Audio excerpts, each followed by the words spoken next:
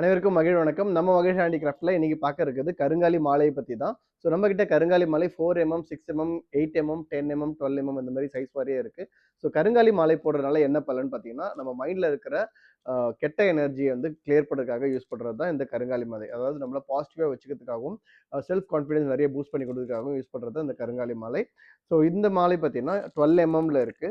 So இதில் வந்து 108 மணிகள் கொண்ட மாலை தான் நம்ம இப்போ பார்க்குறோம். ஸோ அதே மாதிரி 8 mmலையும் பார்த்தீங்கன்னா 108 மணிகள். ஸோ 8 mm சொல்றது ஒரு மணியோடைய சுற்றளவு தான் நம்ம சொல்றோம்.